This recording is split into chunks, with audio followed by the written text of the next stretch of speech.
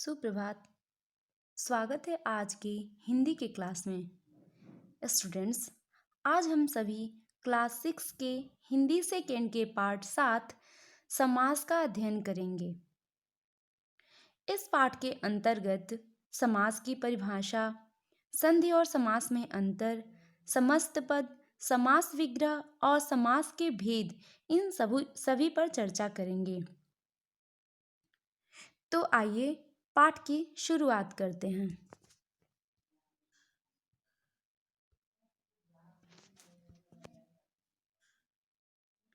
इस पाठ की शुरुआत करते हैं शब्द रचना समास द्वारा। इसके पहले आपने उपसर्गों और प्रत्ययों द्वारा शब्द रचना सीखी है। इसके पहले पाठ में आपने उपसर्ग और प्रत्यय सीखा। उपसर्गों और प्रत्ययों द्वारा कैसे शब्द की रचना होती है, इसका अध्ययन आप सबने किया। और यह पाठ जो है वह शब्द रचना समास द्वारा है। यह शब्द रचना की तीसरी विधि है, यानी उपसर्ग और प्रत्यय। उपसर्ग पहली विधि थी, प्रत्ययों द्वारा शब्द रचना दूसरी विधि और शब्द रचना समास द्वारा यह तीसरी विधि आप सभी इस पाठ में पढ़ेंगे। तो पाठ शुरुआत करते हैं। तो बच्चों, सबसे पहले हम आपको बताते हैं समास की परिभाषा। समास का क्या अर्थ होता है? समास का अर्थ होता है संक्षिप्तीकरण या छोटा करना। दो या दो से अधिक शब्दों से मिलकर जो नया और छोटा शब्द बनता है, उस शब्द को समास कहते हैं। शब्द रचना की तीसरी विधि है समास द्वारा शब्द निर्माण। समास रचना में दो या दो से अधिक शब्दों के मेल से एक नया शब्द बनाया जाता है।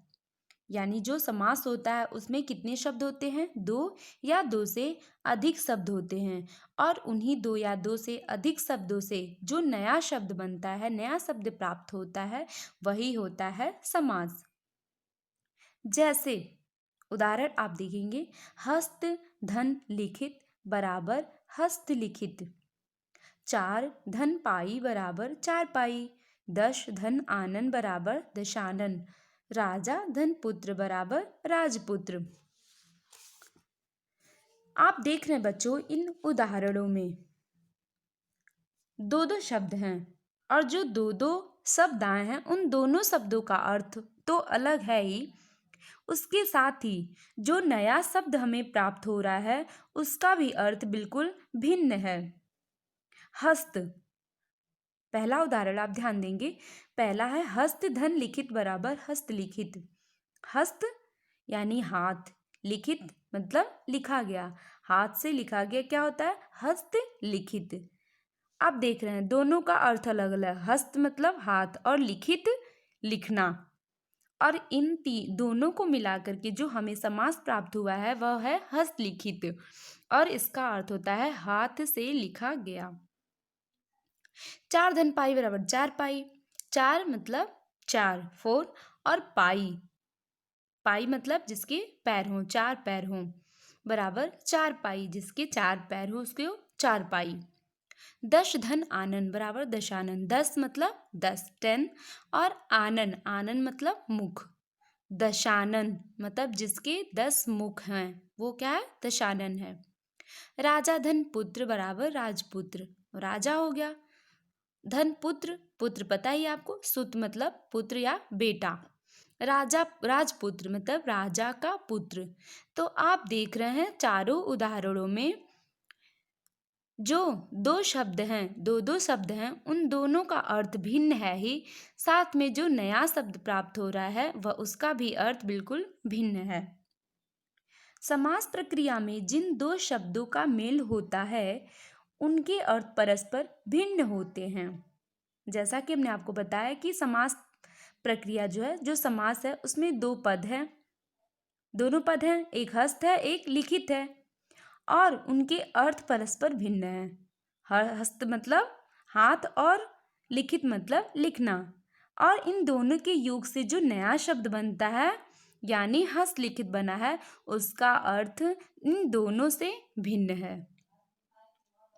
समास रचना में भाग लेने वाले पहले शब्द या पद को पूर्व पद तथा दूसरे शब्द या पद को उत्तर पद कहा जाता है। स्टूडेंट्स, जो समास में दो पद होते हैं, एक पूर्व पद होता है, एक उत्तर पद। पूर्व मतलब क्या होता है? पहले का, और उत्तर मतलब बाद में। अर्थात जो दो पद होते हैं, जैसे आप हस्तलिखित को लेकर के ही समझिए कि हस्त हस्त क्या है? पहले का पद है, और लिखित क्या है? लिखित बाद का पद है। यानी जो हस्त हुआ उसको क्या कहेंगे? पूर्व पद, और लिखित को उत्तर पद। इस प्रकार समास में दो पद होते हैं, पूर्व पद और उत्तर पद। पूर्व पद एवं उत्तर पद के योग से बनने वाले नए शब्द को समस्त पद कहा जाता है। और पूर्व पद और उत्तर पद जो होता है, इन दोनों को मिलाकर के जो नया शब्द प्राप्त होता है, जो नया समास प्राप्त होता है, उसको कहते हैं समस्त पद। जैसे आप अभी उदाहरण दो लिए थे हम लोग ने, हस्त और लिखित था, तो हस्त क्या है? पूर्व पद है, लिखित उत्तर पद है, आपको पता ही है। और इन दोनों पदों से जो नया पद प्राप्त हुआ यानी हस्तलिखित, यह क्या हो जाएगा? इसको कहेंगे समस्त पद। अब आते हैं हम समास विग्रह पर। समास विग्रह क्या होता है? समस्त पद के सभी पदों को अलग अलग किए जाने की प्रक्रिया समास विग्रह कहलाती है। जैसे राह खर्च, राह के लिए खर्च, पथ भ्रष्ट, पथ के पथ से भ्रष्ट, माता पिता, माता और पिता। समस्त पद के सभी पदों को, समस्त पद आपका क्या होता है? जो पूर्व पद और उत्तर पद को मिला करके जो बना है, मतलब जो हमारा समास होता है, जो हमारा समास है वही क्या है? वो समस्त पद है। और उसी पद को अलग अलग, विग्रह मतलब क्या होता है? विग्रह मतलब अलग अलग करना। उसी अलग अलग को हम क्या कहते हैं? समास विग्रह करना।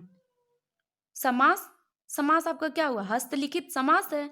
हमने आपको बताया कि जो हस्त है वो पूर्व पद है और लिखित उत्तर पद है, और हस्तलिखित क्या है? समस्त पद है, हमारा समास है। जब हस्तलिखित को अलग अलग करेंगे तो इसी को क्या कहेंगे? समास विग्रह। उदाहरण देखेंगे और भी। राह खर्च, राह के लिए खर्च, और माता पिता, माता और पिता। अब हम चर्चा करेंगे समास के भेद। समास के कितने भेद होते हैं? तो समास के 6 भेद होते हैं। तत्पुरुष समास, कर्मधारय समास, द्विगु समास, बहुब्रीहि समास, द्वंद्व समास और अव्ययी भाव समास। अब इन तीनों शब्दों पर अलग अलग हम चर्चा करेंगे उदाहरण के साथ। सबसे पहला समास है तत्पुरुष समास। जिस समस्त पद में पूर्व पद गौड़ तथा उत्तर पद प्रधान होता है तथा दोनों पदों के बीच कोई कारकीय संबंध होता है, वहाँ तत्पुरुष समास होता है।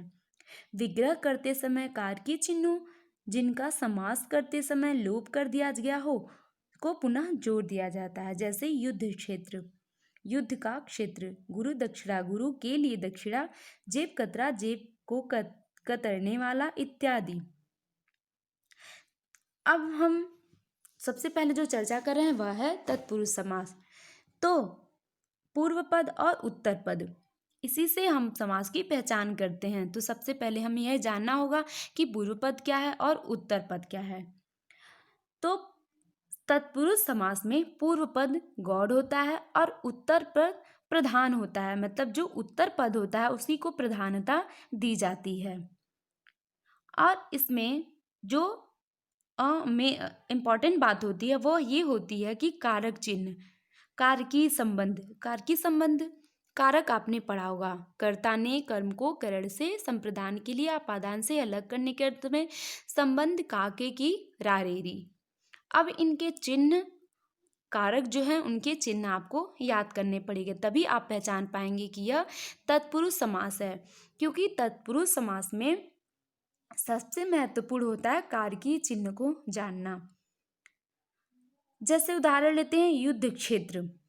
युद्ध और क्षेत्र, ये दोनों, युद्ध क्या है, प्रथम पद है, मतलब पूर्व पद है, और क्षेत्र क्या है, उत्तर पद है। युद्ध का क्षेत्र। गुरु दक्षिणा, गुरु के लिए दक्षिणा, गुरु पूर्व पद है और दक्षिणा उत्तर पद है। जेब कतरा, जेब पूर्व पद है और कतरा उत्तर पद है। आप अब देख रहे हैं कि इन सभी में कारक चिन्हों का प्रयोग किया गया है। जैसे युद्ध क्षेत्र में युद्ध का क्षेत्र है और का क्या है, कारक है। गुरु के लिए दक्षिणा, के लिए क्या है, कारक है। जेब को कतरने वाला, को क्या है, कारक है। आप तत्पुरुष समास का जो भी उदाहरण देखेंगे उन सभी में कारक चिन्ह अवश्य छुपा होगा। जब हम उसका समास विग्रह करेंगे तो वह कारक चिन्ह के साथ ही होगा, और जब समस्त पद उसका बनता है तो कारक चिन्हों का लोप हो जाता है, यानी वह कारक चिन्ह गायब कर दिया जाता है। तो तत्पुरुष समास को समझने के लिए आपको सबसे पहले कारक चिन्हों को याद करने पड़ेंगे। कर्ता ने कर्म को करण से, संप्रदान के लिए आपादान से अलग करने के अर्थ में, संबंध काके की रारीरी, अधिकरण में पे पर।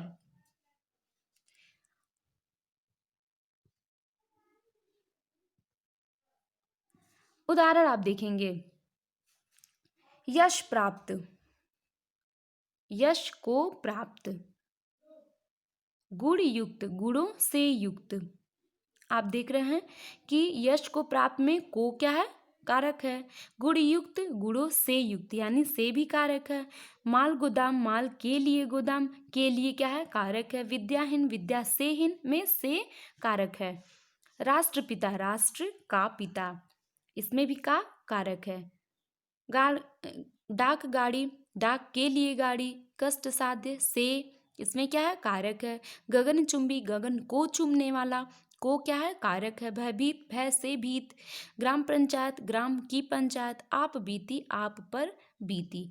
इन सभी में आप देख रहे हैं को, से, के लिए, का, ये सभी कारक चिन्ह छुपे हुए हैं। अतः यह हुआ तत्पुरुष समास।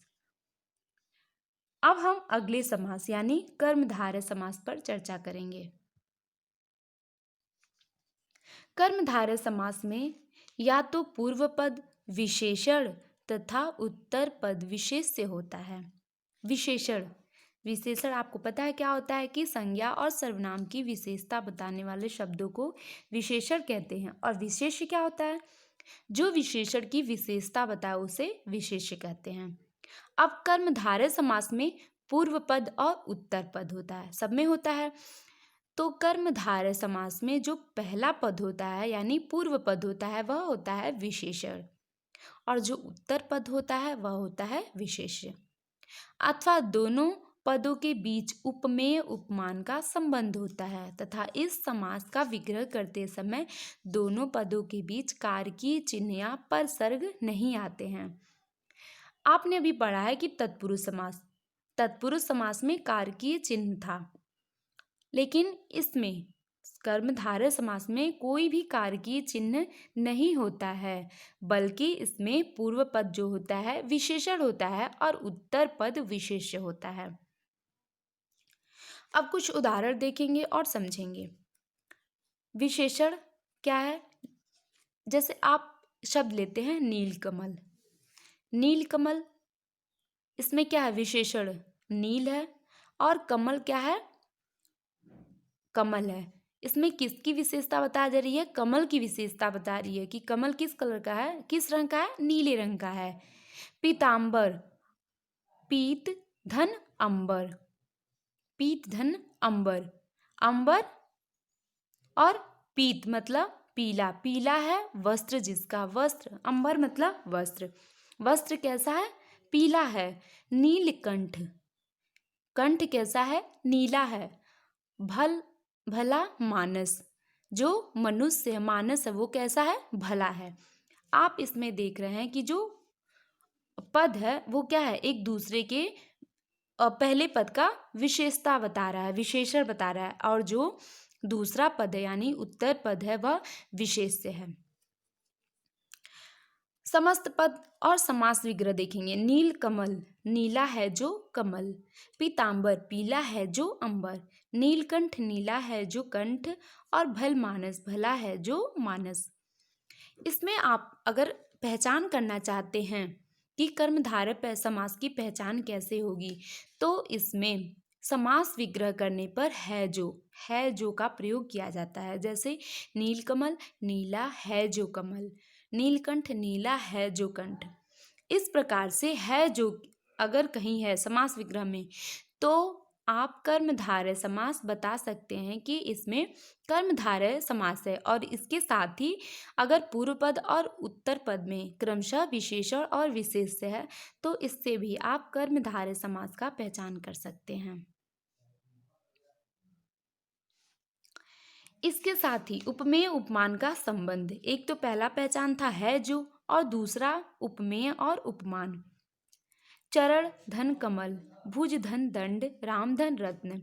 चरण कमल, चरण के समान कमल।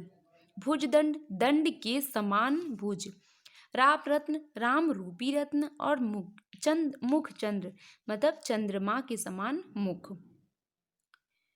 इसमें एक और चीज होता है पहचान के लिए कि समान और रूपी। है जो के साथ समान, के समान और रूपी आता है, तो भी आप बता सकते हैं कि इसमें कर्मधारय समास है।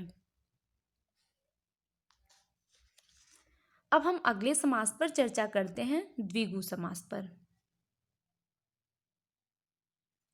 द्विगु समास, द्विगु समास की सबसे बड़ी पहचान है कि इसका पूर्व पद संख्यावाची विशेषण होता है तथा उत्तर पद की किसी समूह का बोध कराता है। अब आपने तत्पुरुष समास और कर्मधारय समास पढ़ लिया। तत्पुरुष समास का क्या कारकी चिन्ह थे, और कर्मधारय समास में है जो, के समान और रूपी। तो इससे तो आप इन दोनों समास की पहचान कर लेंगे। अब जो आपका तीसरा समास है वह द्विगु समास है।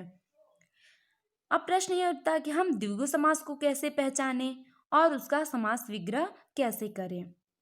तो द्विगु समास की सबसे बड़ी पहचान यह है कि जो उसका पूर्व पद यानी पहला जो पद होता है वह संख्यावाची होता है। कोई भी संख्या होती है, 1 2 4 6 5, ये कोई भी संख्या है, उसका जो पहला पद हो वह संख्यावाची होता है। और जो उत्तर पद होता है वह किसी समूह का बोध कराता है। उदाहरण देखेंगे, चतुर्भुज, 4 भुजाओं का समूह। आप देख रहे हैं जो पहला पद है यानी चतुर, 4, और जो अंत है समूह, यह दोनों क्या है, पहला पद होता है वह होता है संख्यावाची, और जो उत्तर पद होता है कोई समूह होता है। चवन्नी, 4 आनों का समाहार। पंजाब, 5 आबों का समूह पंजाब। अतः विग्रह करते समय उत्तर पद के साथ समूह या समाहार शब्द अवश्य जोड़ा जाता है। मतलब हम जब विग्रह करते हैं तो इसके साथ हम समूह या समाहार शब्द का प्रयोग करते हैं। यदि विग्रह करते समय उत्तर पद के साथ समूह या समाहार शब्द का प्रयोग नहीं किया गया हो, तो पूर्व पद संख्यावाची होते हुए भी कर्मधारय समास कहलाएगा। जो कर्मधारय समास होता है आपने देखा था, और जो द्विगु समास है, अगर आप चतुर्भुज को समूह या समाहार के साथ नहीं दर्शाते हैं, यानी 4 भुजाएं हैं जिसकी कर सकते हैं, या 4 भुजाएं हैं, हाँ, तो आप क्या कहेंगे, चतुर्भुज क्या हो जाएगा, आपका हो जाएगा कर्मधारय समास। चवन्नी, 4 आने हैं जिसकी, या 4 आन, तो ये क्या हो जाएगा, कर्मधारय समास होगा। लेकिन अगर इसके उत्तर पद में समूह या समाहार का प्रयोग किया जाता है तो यह हो जाता है द्विगु समास।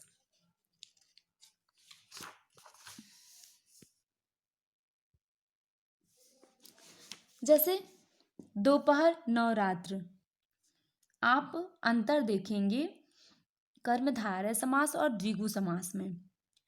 मतलब कर्मधारय समास में है जो लगा करके और द्विगु समास में समूह या समाहार लगा करके। जैसे दोपहर और नवरात्र, दो उदाहरण दिए गए हैं। तो दोपहर, दोपहर भी क्या है, पहला पद क्या है, संख्यावाची है, और नवरात्र में भी पहला पद संख्यावाची है। तो सबसे पहले तो आप संख्यावाची देख करके आप तुरंत कह देंगे कि यह द्विगु समास है।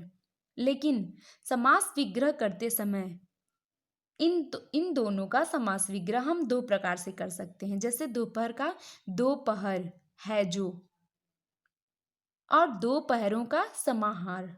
अगर हम दो पहरों का समाहार कहते हैं तो वह द्विगु समास हो जाता है। लेकिन यदि हम कहते हैं दो पहर है जो, तो वह हो जाएगा कर्मधारय समास। ऐसे ही नवरात्र का देखेंगे, नौ रातें है जो, उसको नवरात्र कहते हैं, और नौ रातों का समाहार। यानी नवरात्र में अगर है जो के साथ समास विग्रह हुआ है तो वह कर्मधारय समास होगा, और नौ रातों का समाहार विग्रह हुआ है तो वह हो जाएगा द्विगु समास। देखिए द्विगु समास के कुछ अन्य उदाहरण। अब द्विगु समास के और भी उदाहरण आप देखेंगे, फिर आपको स्पष्ट हो जाएगा। चौराहा, दशानन, शताब्दी, पंचवटी, नवग्रह और सप्ताह, इन सभी में आप देख रहे हैं क्रमशः जो पूर्व पद है, मतलब जो पहला पद आपको दिखाई दे रहा है वह है संख्यावाची, और इसका समास होते हुए भी, समास करने पर इसका जो अंतिम पद है आप देख रहे हैं समाहार, समूह, यही दोनों है। तो यह क्या हो जाएगा, द्विगु समास हो जाएगा। अब हम चर्चा करेंगे चौथे समास यानी बहुव्रीहि समास पर।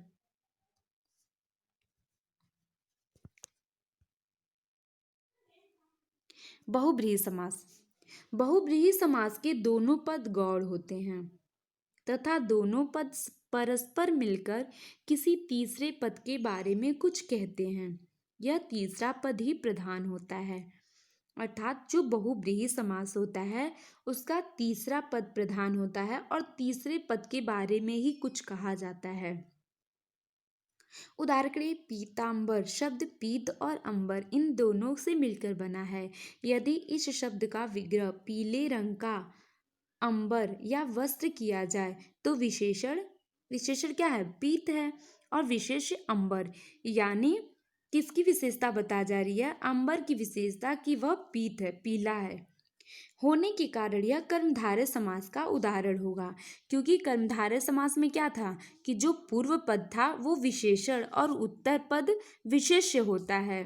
लेकिन यदि इसका विग्रह किया जाए पीला है अंबर जिसका, अर्थात श्री कृष्ण, तो यही उदाहरण बहुव्रीहि का हो जाएगा। क्योंकि इस विग्रह में पीत तथा अंबर दोनों पद को मिलाकर तीसरे पद श्री कृष्ण की विशेषता बताई जा रही है। अब आपको एक बार और ध्यान देना होगा कि कर्मधारय समास और बहुव्रीहि समास में क्या अंतर है।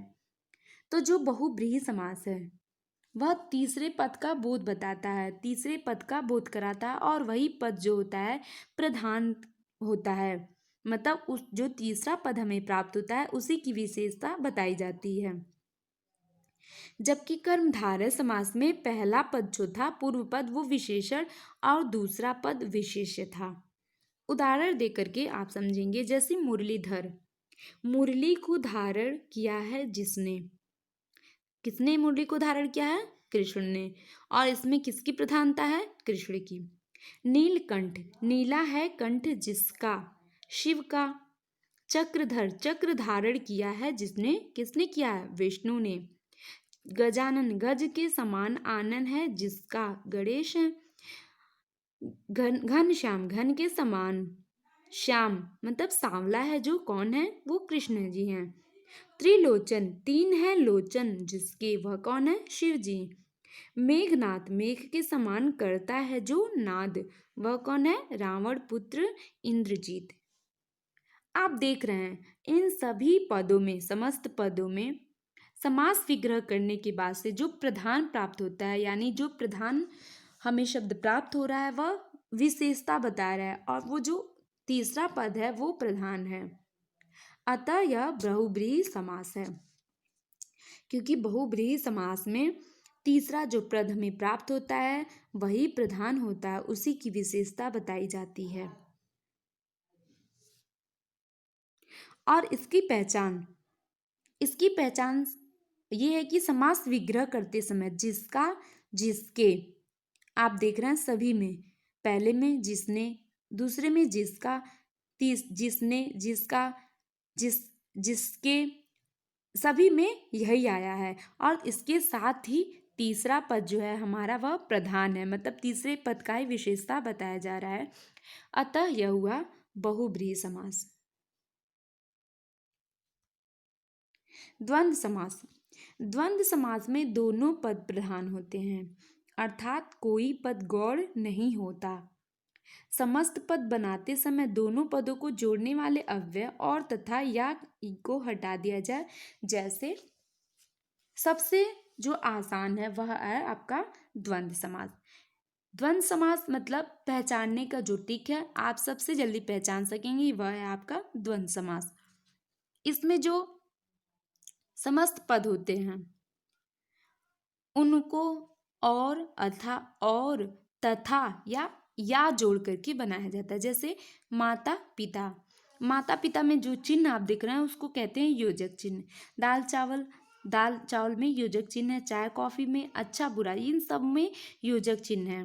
और इन दोनों का जब समास विग्रह करते हैं तो क्या होता है, माता और पिता, दाल और चावल, चाय और कॉफी, चाय या कॉफी, बुरा या अच्छा या बुरा, अन्न जल, अन्न और जल, सीता गीता, सीता और गीता, रात दिन, रात और दिन, हार जीत, हार अथवा जीत।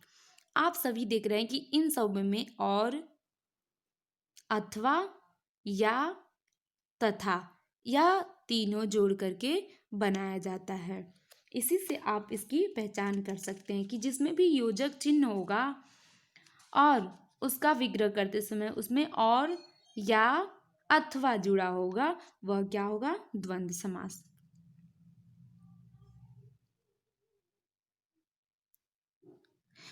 अव्ययी भाव समास। जिस समास का पहला पद कोई अव्यय, अविकारी शब्द, उस समास को अव्ययी भाव समास कहते हैं। अविकारी शब्द आपने पढ़ लिया है। जैसे यथाशक्ति पद यथा और शक्ति के योग से बना है। इसका पूर्व पद यथा एक अव्यय है जिसका विग्रह होता है शक्ति के अनुसार। अव्ययी भाव समास के कुछ उदाहरण देखेंगे।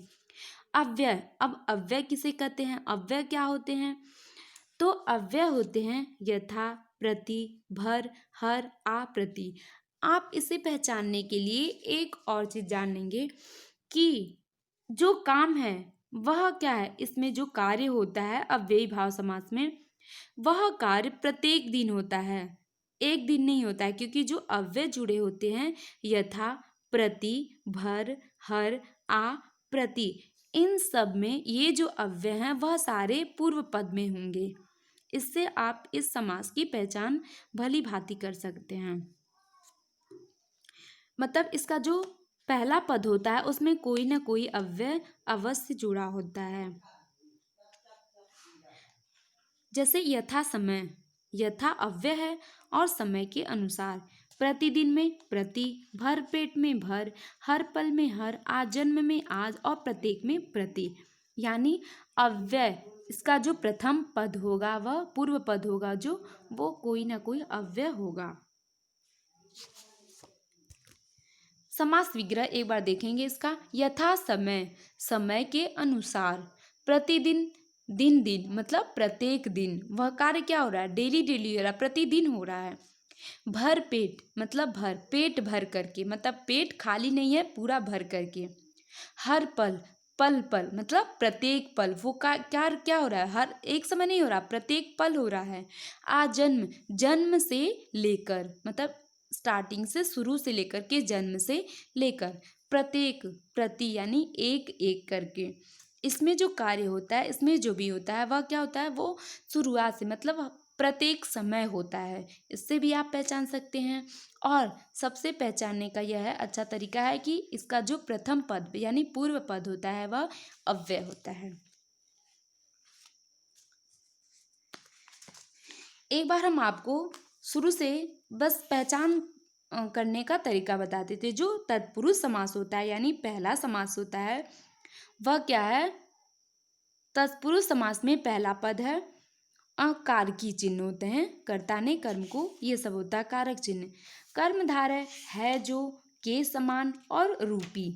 जो द्विगु समास होता है उसका पूर्व पद संख्यावाची होगा और उसके साथ समूह या समाहार जुड़ा होगा। बहुब्रीहि समास में विग्रह करते समय जो प्रधान पद होता है वह अंतिम पद यानी जो हमें पद प्राप्त होता है वह प्रधान होता है और इसके साथ ही जिसने जिसका जुड़ा होता है। जो द्वंद्व समास होता है वह क्या होता है? उसके साथ योजक चिन्ह जब हटाते हैं तो उसके साथ और या अथवा जुड़ा होता है। और अव्ययी भाव समास में जो प्रथम पद होता है वह कोई ना कोई अव्यय होता है।